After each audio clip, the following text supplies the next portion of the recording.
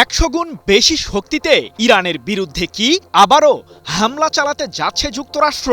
মার্কিন আগ্রাসন ঠেকাতে কতটা প্রস্তুত তেহরান?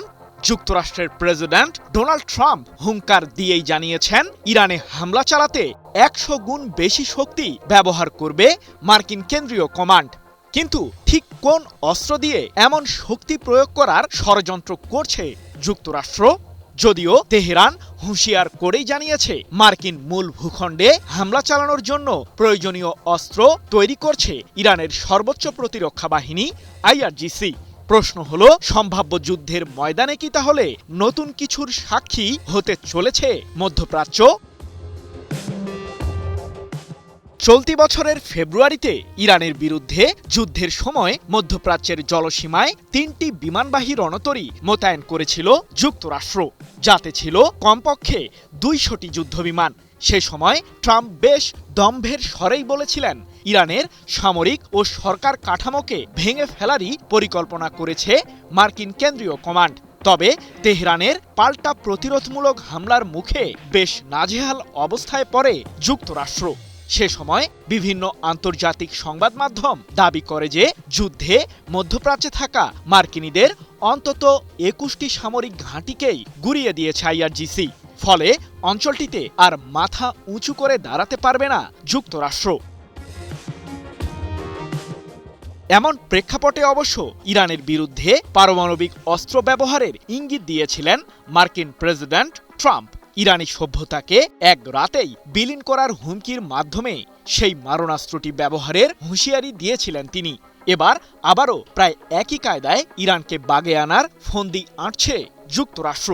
এ প্রসঙ্গে ট্রাম্প বলেছেন, আমরা পুরো ইরানকে ধ্বংস করে দিতে সক্ষম, তবে যুক্তরাষ্ট্র সেটা করতে চায় না। কিন্তু ইরান যদি হামলা চালায়, তাহলে আমরাও 100 গুণ বেশি শক্তি প্রয়োগ করে পাল্টা আঘাত হানব।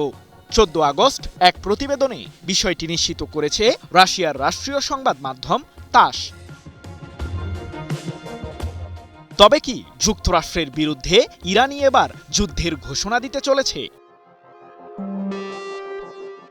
যুক্তরাষ্ট্রের মূল ভূখণ্ডে হামলা চালানোর জন্য প্রয়োজনীয় মিসাইল তৈরির ইঙ্গিত দিয়েছে ইরান। এ প্রসঙ্গে সম্প্রতি IRGCর প্রধানের জ্যেষ্ঠ উপদেষ্টা brigadier general Mohammad Reza Naqdi বলেছেন, শত্রুপক্ষের বিরুদ্ধে বছরের পর বছর ধরে মিসাইল হামলা চালানোর সক্ষমতা আছে ইরানের। সম্ভাব্য যুদ্ধে যুক্তরাষ্ট্রের মূল ভূখণ্ডে হামলা চালানোর জন্য IRGCকে সক্ষমতা অর্জন করার নির্দেশনা দেওয়া হয়েছে। কিন্তু কোন ধরনের অস্ত্র তৈরি করছে ইরান, যা দিয়ে মার্কিন ভূখণ্ডেও হামলা চালাতে পারবে দেশটি? সাম্প্রতিক সময়ে ইসরায়েলের প্রধানমন্ত্রী বেনিয়ামিন নেতানিয়াহু কিছুটা শঙ্কার সুরেই দাবি করেছিলেন যে, ইরান তৈরি করছে আন্তঃমহাদেশীয় ব্যালিস্টিক মিসাইল বা ICBM, যা দিয়ে যুক্তরাষ্ট্রের মূল ভূখণ্ডেও হামলা চালাতে পারবে দেশটি। তবে বিশ্লেষকরা বলছেন, ইরানের কাছে এই মুহূর্তে কোনো পারমাণবিক অস্ত্র না থাকায় ICBM মিসাইলের কার্যকারিতাকে ঘিরে রয়েছে প্রশ্ন। কারণ এই ব্যালিস্টিক মিসাইলটির শক্তির অন্যতম উৎস পারমাণবিক অস্ত্রের ওয়ারহেড। যদিও ICBM মিসাইলে প্রচলিত ওয়ারহেডও বহন করা যায় বলে দাবি কিছু সমরবিদের, তবে সেটি প্রয়োজনের তুলনায় শত্রুপক্ষের আস্তানার কম ক্ষতি করতে পারবে। সৃজন মাহমুদ, নিউজ 24।